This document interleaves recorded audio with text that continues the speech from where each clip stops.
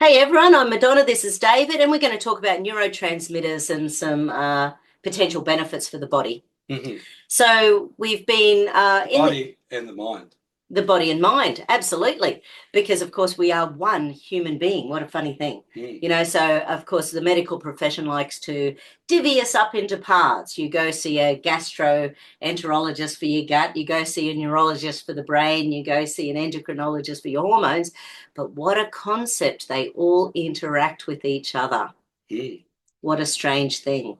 So you can also go see a naturopath to take a more of a holistic perspective, Yeah, that's right. or you might see a holistic counsellor and consider all the parts, the body, mind, heart, and soul, I know. and What look a at it weird thing. more from a systemic point of view. And it is funny, like even in the naturopathic world, which would be considered more the softer sciences, I've had people over the years. I remember once there was a big holistic, was about the spirituality of people seminar at a big conference about natural therapies. There were so many complaints Mm. because they wanted it to be pure science, Right. which was very odd to me because that was not the way my training was. Well, if pure science means discriminated against reality, or Well, because, apparently the last few years we've because learned that. I'll give you an example.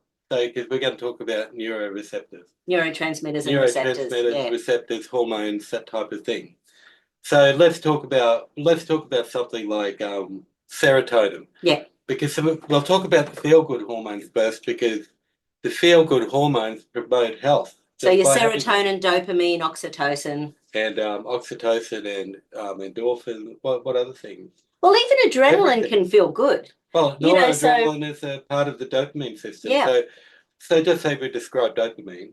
So what's the example giving? A monkey's in a tree.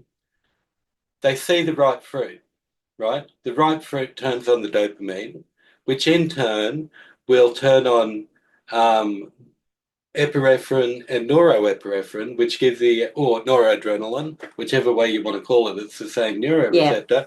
And then from the dopamine, oh, I see a reward. The yeah. noradrenaline gives them the energy to go, right, I'm going to climb up the tree and get that. So that's one dopamine thing. Yes. And but we'll take it, and so something And like, people get dopamine, of course, from climbing mountains and doing exercise and, all sorts of things like that. Risk taking increases dopamine. yes, that's right. Yeah. And but we'll go with serotonin because I know a little bit more about the science. So because all these neuroreceptors, they have these common things. For example, so when you're doing counselling, something like if somebody's deficient in serotonin, they might have sleeping problems. Yes. They mightn't be able to relax very well. Yep. Right? They might feel discriminated against when they're not. Yep. Because They might feel depressed or flat or low energy. serotonin is a pro-social drug. So when you get credit in your social hierarchy, oh, she's really cool, there's a serotonin hit, right? But the problem is to make that serotonin, we have to eat foods that create the precursors to make it. Yeah, and the funny thing is that, the science says that when you have a serotonin deficiency, you take a drug, Yeah. which is, people talk about the chemical imbalance, which as a naturopath of 30 years, I go, that's BS. Right. Because the chemical deficiency is the nutrition you need in order to create Well, the. there is still a deficiency, but let's look at this. Let's look at this from the building blocks up. So the things that create serotonin are HTP5, 5-HTP 5-HTP, which is an amino acid, and also tryptophan and L-theanine. and L-theanine. So those three things are available. There are other things as well. Right, but those particular three things are available in certain foods. So if we don't eat certain foods with those things in them, it's hard to make serotonin because we don't have the base ingredients. Yes. Right? So this is why diet's important, because every single neuroreceptor requires some sort of vitamin mineral combination to make the precursor for making the actual neuro. So serotonin's made from these things: tryptophan, um, 5-HTP5, 5-HTP and the other one and theanine. L-theanine.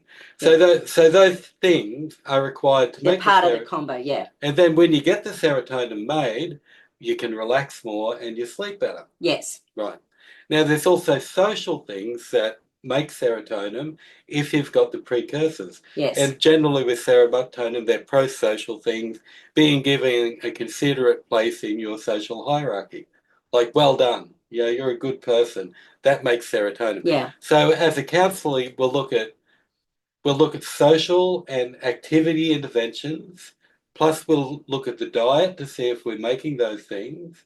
And if those things aren't working, we can give the different herbs to promote, to give the base ingredients in case we're lacking in our diet to actually make the serotonin so that we can feel good. Yes.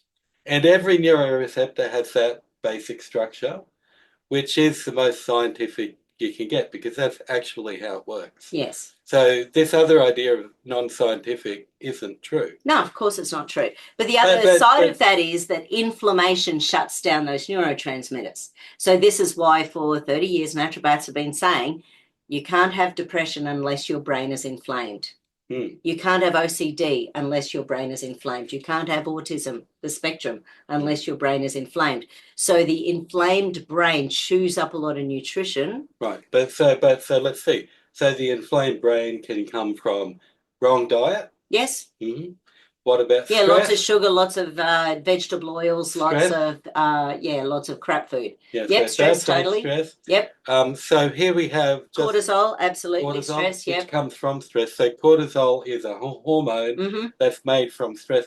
What makes cortisol? What are the precursors for cortisol? Oh, no idea. But it happens within... Nobody looks up how do you make cortisol. No, I've never thought about it because it happens, it doesn't matter. It happens instantaneously. But it's probably things like B complex because when we're stressed, we chew up our magnesium, we chew up our B complex, our methylated B vitamins, we chew up our zinc. So there's a whole bunch of vitamin C. We chew up a whole bunch of nutrition when we're stressed. So if we're not taking extra of those, then we become more and more and more depleted.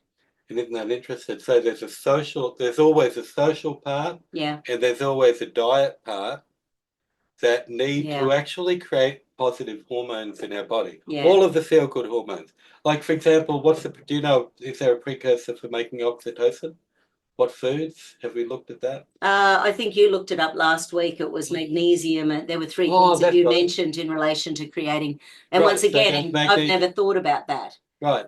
And so because they tend to work together. Yeah, so naturopathically, when you're looking at that nutrition you need or the herbs you need, they all tend to increase the oxytocin, dopamine, serotonin. Sure, but when you're counselling, you'll have, like, just say, for example, I've got a client with ADHD, right? So everyone's slightly different with this, but we know usually there'll be there's a problem with the dopamine converting into norepinephrine or norepinephrine. Yeah. In other words, norepinephrine and epinephrine, yeah. But they call them neuroadrenaline as well. Yes. So basically the dopamine has trouble converting into the noradrenaline so that people can't get motivated to do a task like normal people. So the task is like a task, just say something at school, that's like the apple or the thing that the monkey sees, the right fruit. Yeah. And most people go, right, when I get the apple, when I do that energy, I feel good from completing the task. Yeah.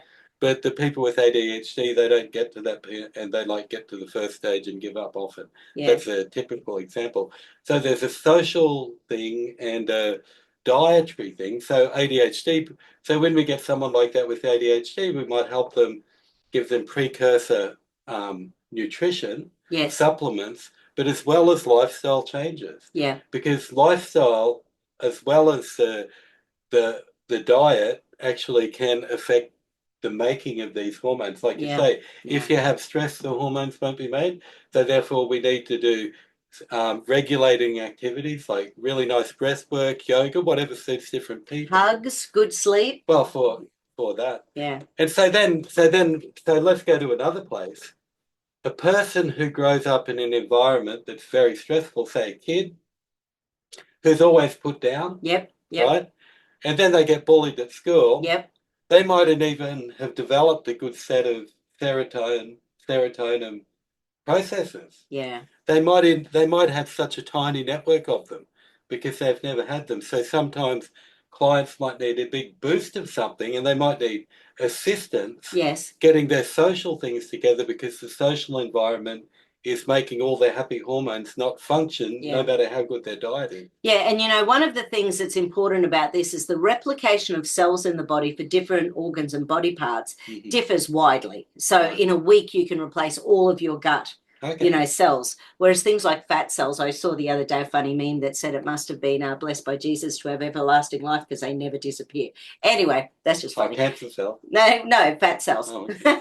But, you know, you can get cancer cells. You just have, well, actually, that's my cancer. Wow, they're all rapidly expanding. So, yeah. Anyway, so, you know, so anyway, fat cells. But fat cells, the theory is they're about 10 years.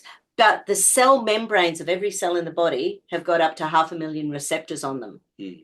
So again, they will have receptors for serotonin, for dopamine, for norepinephrine, for epinephrine, for, you know, our oxytocin. They'll have receptors for all of those. If we don't get a lot of love and affection and hugs in our life, we will have less receptors on the cell walls to even uptake oxytocin. So it's almost like our cells will automatically adjust themselves depending on our lifestyle, and our cells will follow with what's going on. So therefore, sometimes when you start to increase something, the nervous system goes, that's not safe. So it can pop us into survival. You know, so again, you sort of need to, you know, keep on top of this when you're working through some problems, so that you are aware that, you know, cells are changing in the body. Right. And that can be both comfortable and uncomfortable. It's a moving target. It's a moving target. Like Donald Trump. Anyway, so. Right, well, they keep trying to shoot it. Oh, my goodness. Anyway. So it's, yeah, so it's been really interesting, you know, with neurotransmitters over the years, sort of getting that thing. So from a naturopathic perspective again, and breathwork does this as well, I think of detoxifying while we're trying to change neurotransmitters levels. Because you also want to clean out the receptors. So you know how we've talked about endocrine disruptors before. So all the plastics, the BPAs, their pesticides, the herbicides, there's so many vegetable oils. There's so many things in there that are blockers for our receptors. So they've got the same lock and key mechanism as, say, serotonin, the same lock and key mechanism as estrogen or testosterone or noradrenaline or norepinephrine. So therefore, the body thinks, oh, well, I don't need any more oxytocin. My receptors are all filled. So why would your body make more?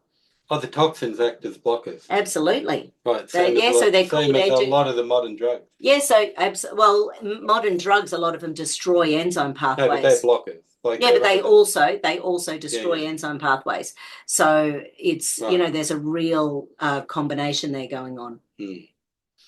But yeah, so it is a magical little thing, getting the body to recognize and utilize things. It's an interesting thing that because I watch a lot of media about this, and so I was watching a medical one, and they were explaining how all the neuroreceptors work, which was the same whether you're a naturopath or a doctor. Yep. Except the mechanism is actually the science. So they get that mechanism, and then they like pair that with drugs. Yeah. And they explain how the different drugs they have in their toolbox work. But the natural method seems to be a lot more true to form, because they're not really an artificial thing. Yeah. They're just a precursor. There's no side effects, except unless everything might have a side effect. Yeah, if you use synthetic, you know, cyanocobalamin, for example, that is a toxin. So if you use synthetic nutrients and herbs, then that's not going to be great. And also, sometimes things react in different bodies differently. Yeah, one person, it'll be good for 20,000 people. One person just goes, because of one of my kinesi students last week, she went home and checked her hubby for a couple of things, and a 5-HTP was one of the things that he responded really badly to. So she did all my little tricks with kinesiology, minus all supplements, minus any medication, and checked the 5-HTP. It was perfect. But in combination with CBD oil, it was an absolute no-go. Oh, that's interesting. So, you know, and I always think that because some people, and I've got certain people that this happens with, where the body might want something like, say, 2 Brock shots one day, which is sulforaphane, which cleanses and repairs DNA or genes, whereas the next day they might want, let's say, a whole bunch of purified zeolites. You know, so we're nourishing and repairing genes one day, but we're pulling out the worst toxins the next day. Right. So some people, that's what their body wants to do, but you don't take them on the same day. You know, and it's an interesting process. That's the same with medicine too.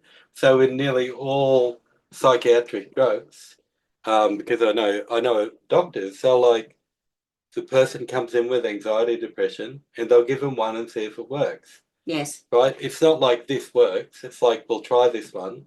And usually if somebody has a serious mental health problem, they might end up trying 3 or 4 things before they decide on one. Yeah.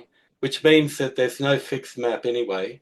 In other words, it's not as scientific as they claim. Yes. Because I know lots of people who've taken drugs long term and they change them. And it's like, so there's not a formula, this, therefore this.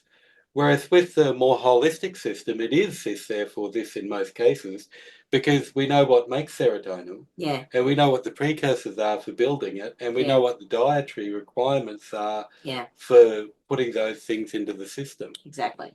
Well, we've got to finish off. David's got an appointment in a minute. So, final thoughts? I cracked my tooth today, so I'm a little bit so sideways. So forgive him for that. But yeah, so it's always fun to have a play around with kinesiology to work out exactly what combinations people love. So, you know, that's why I love kinesiology. And for general knowledge, it's worth getting online and just looking up YouTube videos on, you know, if you look up one and you put all these in together, put dopamine, put oxytocin, serotonin, noradrenaline. And by the time you put that in, you'll end up with all these good videos that explain how these things work in the system. And then we can, even without help, we can get our diet. We can pull it around. Oh, my goodness, absolutely. Because all of these things, there's really good information on what foods, whether you're a vegetarian or meat eater, you can find exactly what you need to eat to get your balances upright. Yeah. And if you need more support, herbs are available. Yeah, reach out. Mm-hmm. You know, and sorry, I hate to do a plug at the end, but this is why I'm loving the matured hops bitter extracts, because it works on the whole vagus nerve. And the more toned the vagus nerve is, the better the sympathetic and parasympathetic nervous system is, and the more balanced our hormones are. Right. So we'll get that and come in and have some counselling. Got some very happy people. Yeah, beautiful. Awesome, everyone. Take care. Have a great day. Okay, so part 2 of this, as soon as we stopped before, David said, I forgot the most important part. What do we need after a heart attack to recover? Right. Well, interestingly, I've had a couple of heart attacks recently and been through, you know, the whole process. And because I'm working with neuroreceptors and that sort of thing, I looked up studies and found that nearly all the feel-good hormones are positive for heart health, and therefore, if they're lacking, they can make heart health worse. Right. And so, for example, things like oxytocin, which you get from physical affection, family life, you know, even having pets, those things, it's very good for heart health. Right. And the and same with serotonin, all of the positive hormones, what do they call them? Neurotransmitters, the positive neurotransmitters. Yeah, all of those things are good for the heart health. Right. And if they're deficient, then heart health can lack. So if somebody's had a heart attack, they really need support. Right. In all of those areas. And if the support isn't given, they're at risk of having another heart attack. And again, this is why it's so important to have support with family and friends, and even going to see a holistic counsellor or a therapist of some sort. Yeah, and I was just interesting looking that up, that like these supportive hormones and neuroprocesses are so important. But when it comes to heart health particularly, they're really important. Right. And so, you know, if somebody's had a heart attack, and then if those things aren't available to them and they're used to them, like if they have an incident where, just say they had a divorce just after, they're very vulnerable for having more cardiac problems. Interesting. So anyway, I just thought that was interesting, especially with so many people having cardiac challenges on the planet. Make sure you're getting your feel-good hormones from the people and people that you love around you. And your social life. And your social life. Make sure you're doing the best for your social life. Make sure you're getting support, maybe meditation classes or yoga classes. Because it's a need. It's not a want, it's a need. That those things are needed. Maslow's hierarchy, yes. And there's so many studies. You can look that stuff up. It's really easy to find on the internet now. Beautiful. Awesome. Thanks, David. Thank you.